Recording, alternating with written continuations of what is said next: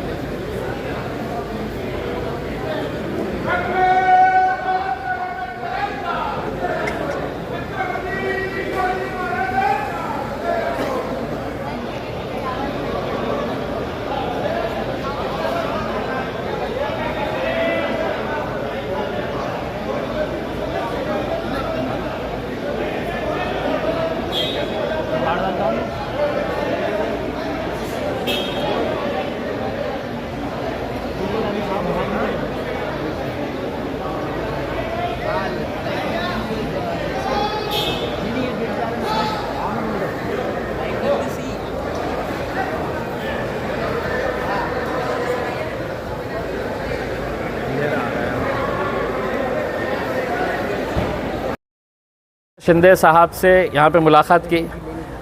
महज 11 लोगों को परमिशन दी गई थी जो ठेवीदार है, उसमें से ज़्यादातर हमने महिलाओं को इसलिए लेकर गए थे कि मुख्यमंत्री को ये हम बताना चाहते थे कि आपकी लाडली बहन सिर्फ वही नहीं है जिसको आप 1,500 रुपये मुफ्त में दे रहे हैं। ये लाडली बहनें भी है जिन्होंने ज़िंदगी भर मेहनत करके ज़िंदगी भर का पैसा उस पद संस्था के अंदर लगाए और वो पैसा गायब हो गया है। तो आप इनके बारे में भी सोचिए। हमने उनको डिटेल्स के अंदर बताए हैं कि 25,000 रुपये तक के जितने ठेवीदार हैं, ऐसे 36,000 जो लिखित के अंदर हमको दिया गया है। तो हमने कहा कि जो पैसा आपका प्रॉपर्टी ऑक्शन करके आ रहा है उसको जल्द से जल्द, प्रॉपर्टी ऑक्शन हुआ, पैसा आपके पास आया तो फ़ौरन का फ़ौरन है तो आप उसको है तो ठेवीदारों को बांटना शुरू कर दें करके। तो इस ताल्लुक़ से निर्णय लिया गया। मुख्यमंत्री साहब ने कहा कि हम कल से ही बांटना शुरू कर देंगे। डीडीआर ने कहा कि ये अगले 2-3 दिन के अंदर, उन्होंने सोमवार तक का टाइम लिया कि सोमवार तक हम ये पैसा जो है ये बांटना शुरू करेंगे करके।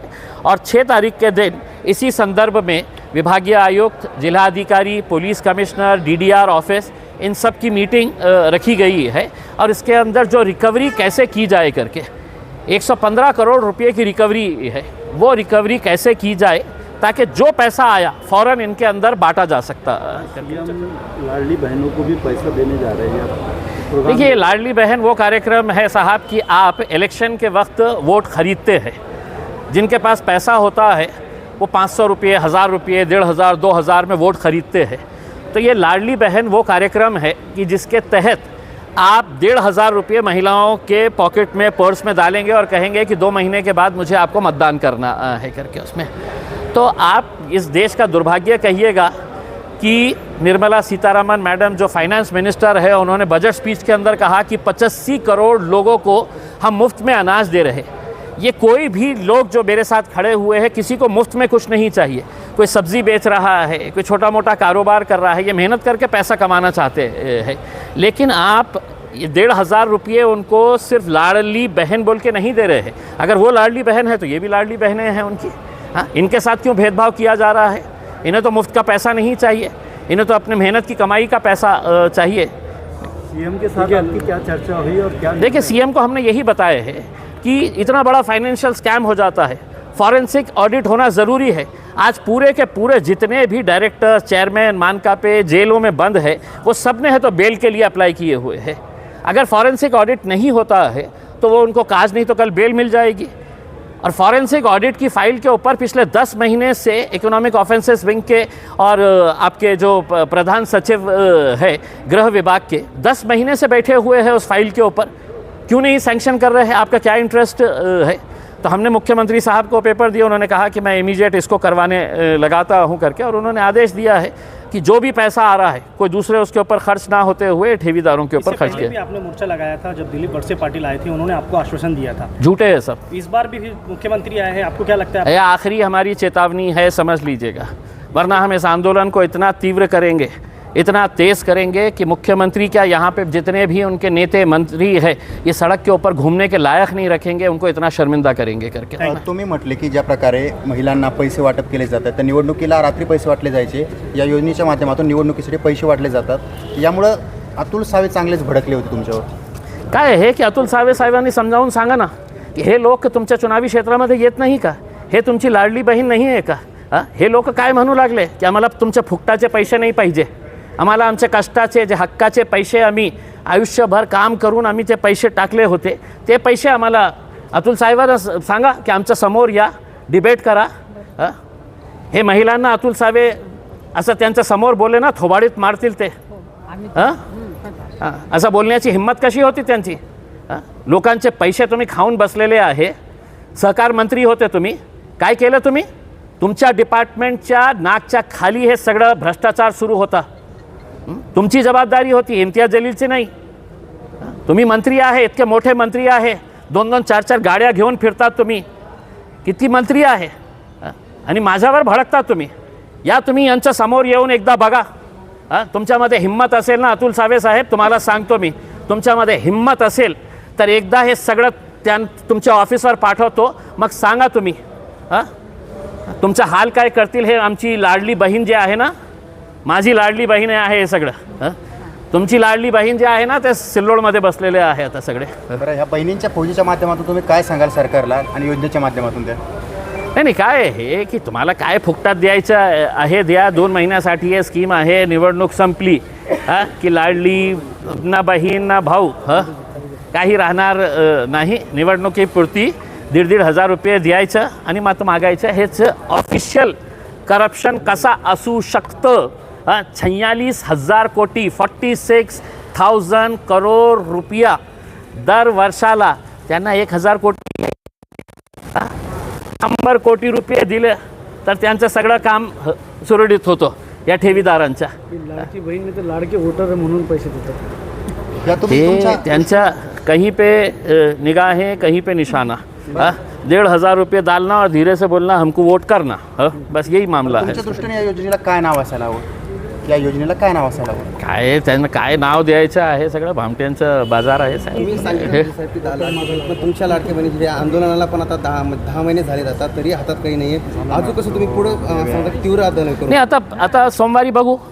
सोमवारी त्यांनी सांगितलेलं की कमीत कमी 10,000 रुपये वाटायला सुरुवात करा.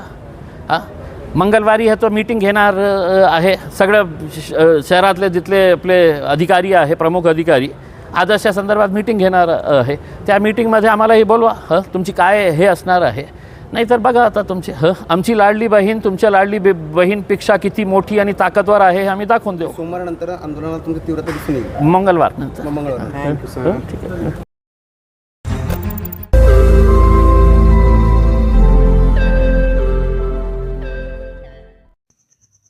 रोज नई खबरों को देखने के लिए हमारे औरंगाबाद समाचार चैनल को सब्सक्राइब कीजिए और नोटिफिकेशन पाने के लिए हमारे बेल आइकन को दबाइए ताकि हर खबर की नोटिफिकेशन आपको मिलती रहे.